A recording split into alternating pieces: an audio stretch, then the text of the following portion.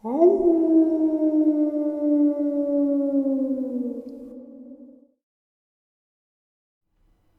greetings and salutations, everyone, and welcome back to today's second half. Before we get into it, though, a couple links. As you know, I rely on Patreon, PayPal, and my merch to help the channel to continue to grow and go. The links to Patreon and PayPal are in the description below. My merch is displayed directly under the video. Also, Dogman Frightening Encounters Volume 1, 2, and 3, the audiobook versions. They were written and researched by Tom Lyons, narrated and produced by me, Jeffrey Nadolny. Those audiobooks are available on Audible, Amazon, and iTunes, the links to which are also in the description as well. And finally, last but definitely not least, if you'd really like to help support this channel to continue to grow and go, simply subscribe, click the like button, and please leave a comment. It really does help and it does matter. Now, everyone, I have taken far too much of your time. Let's get on with today's second half. Shall we? So today we are going to follow the same path that we've been following. You guys seem to be liking this, where we're going on the second half. And we are going to talk about secret military installations. I've got a whole slew of information on that. And I really would like to share this with you guys. It seems like we're on the same page. I'm liking it and you guys are. So if you guys get sick of it, let me know. I really want to share this with you guys. Now, at the end, I say, may the Great Spirit watch over us all. Today, I received an email from a subscriber who apparently is a good Christian. Because he left the email with a Bible quote. But prior to that Bible quote, he completely annihilated me. Yet he's a good Christian because he left a Bible quote at the end. He told me to knock off my indigenous bullcrap, and I'm a terrible host, and people are not going to listen to me because Steph is not sharing his encounters. Well, he's sharing what he wants to share as we go. He found it interesting. Well, I found it interesting, his thing on the eyeshine. He's not ready to share his experiences yet. He's having a hard time. This guy was just a royal jerk. And, to email me on my personal email about just, I love when subscribers email me. I think it's awesome. I had made mention of riding four-wheelers, and I loved riding. And a subscriber sent me this really cool information on a trail system. Hopefully one day I'll be able to ride it because it looked really neat. But I just thought it was interesting that this guy just completely annihilated me and then knocked the indigenous bullcrap off, and then dropped the Bible quote. It was kind of like, what happened when the settlers moved here and just completely destroyed the Native Americans, wiped them out completely, stuck them on these little pieces of garbage land, and then threw a Bible at them and said, "This is how you've got to be." I was blown away. And this person, Bob Lee, probably feels like he's a decent guy because, he ended that with a Bible quote. I don't know. I only say the ending because that's how I feel. I feel that the Great Spirit is going to watch over us all, even Bob Lee. And, if you guys don't like it, I apologize. And it doesn't mean that I don't believe in religion or whatnot. I believe in God. And as long as I believe in God, I think I'm good to go. I'm sorry that I don't preach the word of Jesus Christ, but I mean, each to their own. I'm sure God's not looking down at me, judging me because I say, may the Great Spirit. As far as I'm concerned, indigenous people were worshiping the Great Spirit long before Jesus Christ was stepping foot on the earth. So, I don't know. But I love you all, and I even love Bob Lee. All right, let's get into this. There has been a great deal of new information about UFO activity in Southern California, specifically in the vicinity of Lancaster, Palmdale, and Edwards Air Force Base. It appears 3 research facilities operated by Northrop, McDonnell Douglas, and Lockheed are involved in developing new types of aircraft which possibly utilize anti-gravity propulsion. There are also reports by people who say they work or used to work at these facilities. They describe huge, elaborate underground complexes that are linked together by tunnels. Not only that, but some local residents have told UFO researchers that they've been abducted and taken to these underground facilities, where they report seeing humans in military uniforms and small, gray-skinned alien beings. The Northrop facility goes by the name of Tyon Ranch. It is sometimes referred to by UFO researchers as Tehachapi Ranch. It is located in the foothills of the Tehachapi Mountains at the mouth of Little Oak Canyon, about 25 miles northwest of Lancaster, California. It is not under restricted airspace, although the public is told that this is a cattle ranch. No livestock is visible anywhere on the property. UFO researcher Bill Hamilton says if asked, Northrop Corporation will say it is an electromagnetic research facility. UFO researcher Norio Hayakawa reports the signs at the main entrance gate read, private property, no trespassing. Other signs read, danger, poison devices in the area. These devices are dangerous. They contain deadly cyanide. Stay away and keep your dogs away. These devices are the property of the United States government and are used for protection of livestock and game animals. Tampering with these devices or this sign is a federal offense. The United States Department of Agriculture. It is the opinion of some researchers that there is no cyanide, and these signs merely serve as a deterrent. This facility does not appear to have anything to do with livestock. Another sign attached to the cattle gate reads, Northrop Corporation, Pico Riviera. Norio also reports that a white van with government plates is seen entering the cattle gate daily at 7 a.m., 3 p.m., and 11 p.m. It is driven by a uniformed guard with a Northrop arm patch and usually contains additional military personnel in uniform. In aerial photos, the long, wide surfaces are not runways. They are white painted, diamond-shaped openings on the surface. A white pylon is visible in the center of one of the diamonds. A pylon, rack, and antenna array are located near the main buildings. One obvious purpose of this and the other facilities operated by McDonnell Douglas and Lockheed is for stealth aircraft research. Various objects or aircraft shapes can be placed on pylons, and radar or other types of energy can be projected at the aircraft shapes so that the reflected energy can be measured or other types of experiments can be made. There may be other purposes for this arrangement. The Northrop facility is rumored to have at least 42 underground levels and is said to connect to other underground facilities by an extensive network of subterranean tunnels.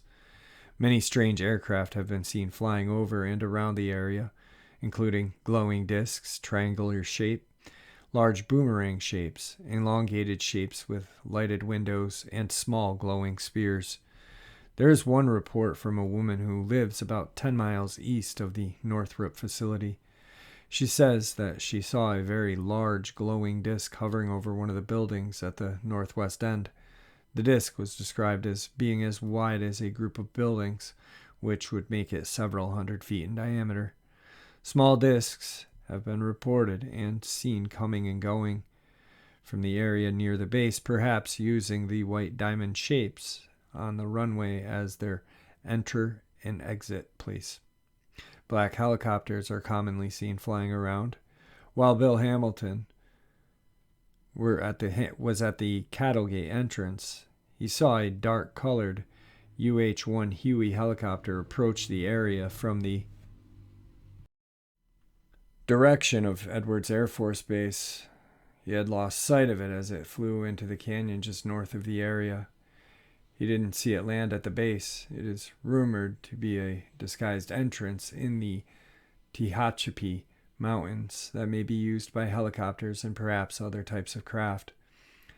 The McDonnell Douglas facility is sometimes referred to as the Llano facility.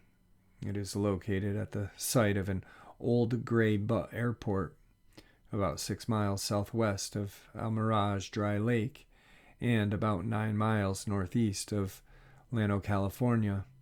It is not located under restricted airspace. The original triangular runway configuration is still visible, but the runways are no longer used for conventional aircraft takeoffs and landings. Large letters on one runway reads, "No trespassing, unsafe for landing." Signs attached to the perimeter fence read, "Trespassing, loitering, forbidden by law. Right to pass by permission and subject to control of owner." The main buildings and antennas are at the west end. The large building with internal crane slides on 2 tracks and can be positioned over a fixed pylon in order to place an object on top of the pylon. Unusual glowing objects are seen mounted on this pylon at night. I myself have seen a glowing object on this pylon that varied in intensity from dim white to bright red and orange. Small glowing spheres have been reported to approach curious onlookers at night. It is thought that these glowing objects might be some type of monitoring device. The maneuvering abilities of these spheres defy explanation. The Lockheed facility is called the RCS, Radar Cross-Section Test Range. It is sometimes referred to as the Helendale facility. This is a genuine underground base. It also may function as a COG, Continuity of Government facility. It is located next to the site of the old Helendale Auxiliary Airport, 6 miles north of Helendale, California, and 2 miles south of the southern edge of the Edwards Air Force Base restricted airspace. It is shown as a circle with an X on the Los Angeles Aviation sectional chart. The triangular runway configuration is visible to the west. The main buildings and entrance antenna array are at the south end. The main underground entrance is visible to the north. 2 lighter colored gray diamond shapes are visible on the prepared surface. Most straight surfaces are angled away from the antennas. There appear to be numerous openings to the underground visible in photos. There is a sliding door arrangement at the north end, just above where the road leads underground. Just a few yards to the north is a dark-colored square that appears to open like the petals of a flower. Signs at the perimeter fence read, "Trespassing, loitering, forbidden by law. Trespassers are subject to prosecution. Private property, no trespassing. Lockheed Corp." When I flew over the area, a odd-shaped object was mounted on top of the northern pylon and was slowly rotating. I estimate the height of the pylon to be at least 100 feet. The elliptical object is about 30 feet long. The object is similar to the shape of half an almond, flat on the bottom, pointed on both ends, with a curved flange running alongside each side. What it is, I cannot be sure, but my guess that it's a full-sized something rather than a component of something else. On a different day, Bill Hamilton observed the Lockheed Hellendale facility from the road just west of the perimeter fence. As he watched, two large doors opened and a pylon with an elliptical object attached rose up from the ground. Large doors are still open in the photos and video. This object could be the same as the one seen from the air, but since it's only seen from one side, it's not known for certain if it was an actual disc shape, but it is possible. In August, while in Los Angeles area, met with Gary Schultz and Norio. They reported that on a recent visit to the same area, they saw a definite disc-shaped object on the pylon. So what does this mean? It means that for the first time we have verifiable evidence of high technologically aircraft being designed and built by the United States aerospace corporations at secret underground installations. These aircraft do not depend on aerodynamic lift of wings, propellers, and jet thrust, etc. Does this mean that all UFOs/flying saucers are really American high-tech aircraft that have been kept secret all these years? Are aliens from other planets just a convenient cover story? Not on your life. Unexplained aircraft have been seen for thousands of years. Are these crafts made by us, them, or some combination? Who knows? Perhaps it's true that we have discovered how to build aircraft similar to alien flying saucers. But did we have help from someone else? What if anything did we trade for help? Who oversees these deep black programs? How much do they cost? And most importantly, what is the purpose? We do not yet have the answers. At any rate, the test programs are becoming bolder and more intense. So the government uses these highly trained, highly paid technology corporations to create our weapons of war, maybe? I don't know. Who knows what they're there for? Who knows even if they're ours? They may be alien. Interestingly enough, though, I stumbled across a interview with a president's great-granddaughter, I believe, talking about how her great-grandfather met alien life form. When Laura Eisenhower was asked about her great-grandfather and his supposed meeting with extraterrestrial beings, she had this to say. This is that interview, exactly word for word. Well, I mean, we have to understand that the Second World War wasn't really won.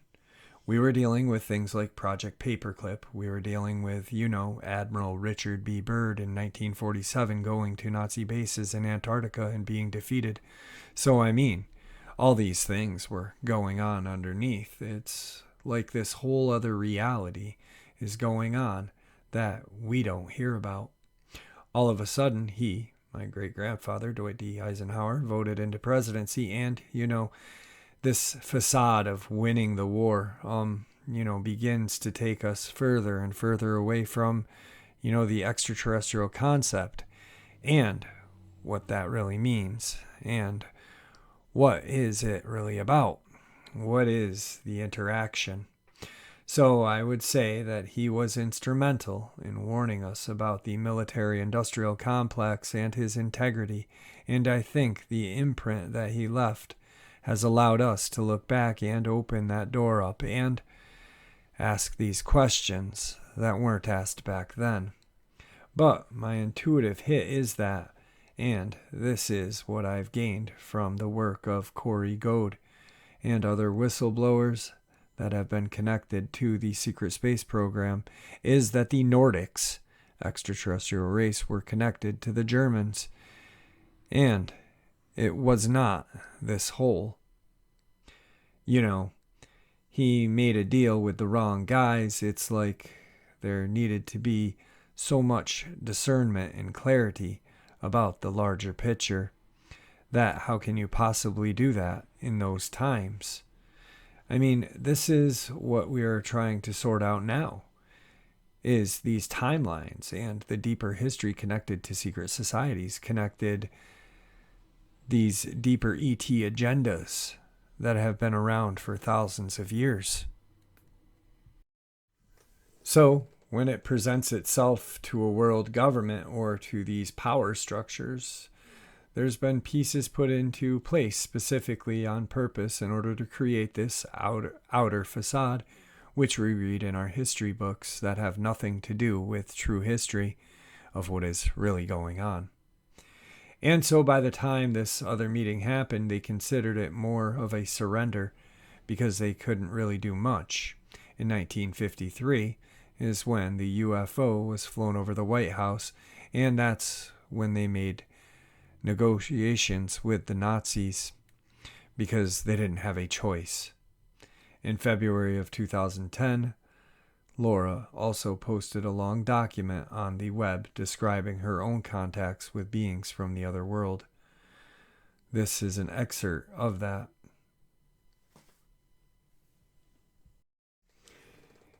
It seemed clear to me that there were both false abductions, more holographic and communicated to the person through chips. And then there were the real ones, the ones I believe my great-grandfather, President Eisenhower, confronted, which has been a well-known cover-up. Apparently, at this meeting, Eisenhower was forced into an agreement with one race of extraterrestrials involving the exchange of their technology for the ability to abduct some of us, examine us, and return us safely with no recollection of these events. So, where did the Eisenhower rumors stem from? In December 11th of 1984, a television producer named Jamie Chandra received an envelope that had no return address, with 2 more envelopes inside and a 35mm roll of film.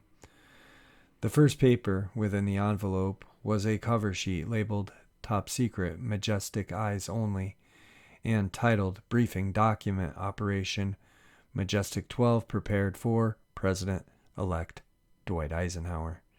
It was dated November 18th, 1952. Admiral Roscoe Hillenkoetter was listed as a briefing officer along with President Truman, who established a group under executive order. Other names on the document included General Nathan Twining, who stated in a declassified intelligence document that the phenomenon is something real and not visionaries or fictitious. The report operating characteristics such as extreme rates of climb maneuverability, particular in roll, and motion, which must be considered evasive when sighted or contacted by friendly aircraft and radar, lend belief to a possibility that some of the objects are controlled either manually, automatically, or remotely. The Majestic 12 documents go on to describe the known details of the extraterrestrial presence, although they cannot be confirmed as completely authentic. They are no doubt intriguing. William Cooper, who was a close friend of Jamie Chandra, as well as a Navy officer who himself had experiences with the UFO phenomenon, wrote a paper titled The Secret Government, The Origin, Purpose, and Identity of Majestic 12, where he made several revelations. He claimed that there were at least 16 downed alien aircraft, 65 bodies, and 1 live alien retrieved between 47 and 52, and at least 10 more UFO crashes, retrievals during Eisenhower's year. He also claimed that these top secret bases were dominated by the CIA and the Air Force, but then went into greater secrecy in 52 with the establishment of the NSA, which didn't become known to the general public until 30 years after its creation.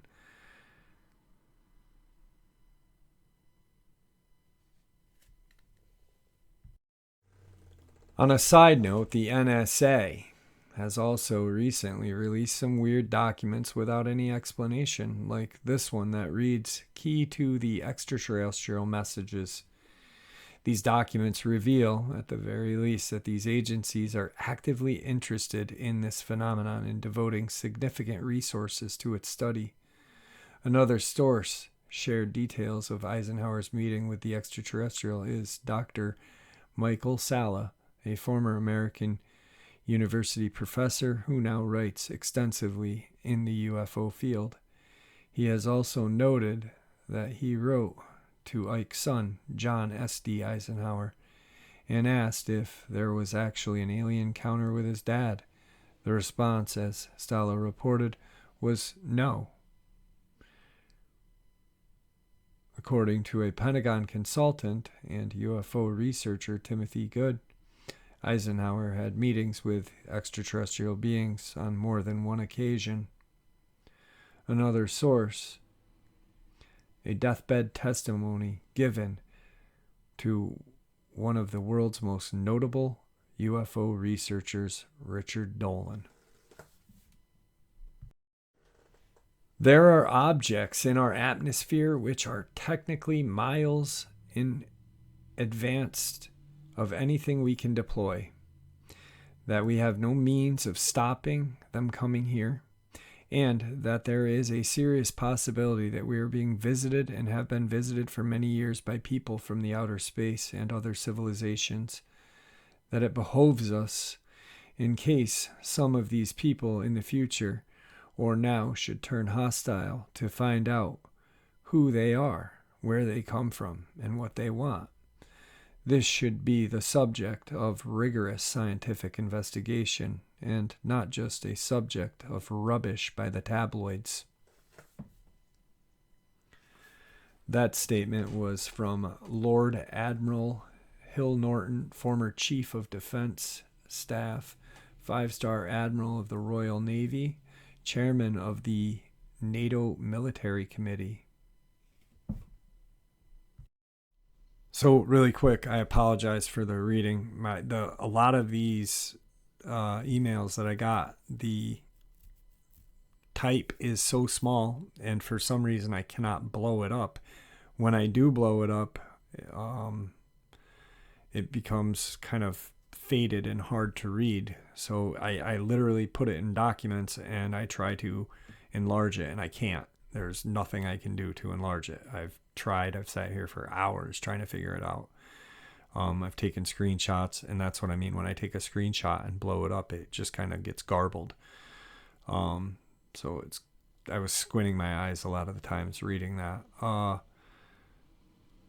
It's crazy. You know what's crazier is that the American public had no idea the NSA existed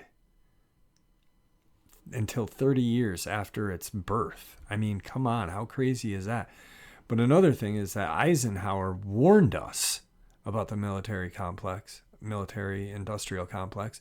He warned us about possible hostile aliens, and only 30 years later did the Battle of Dulce happen. I mean, come on. That's all the evidence you need, really. That's all the evidence I need. I've got more, which I'm going to share.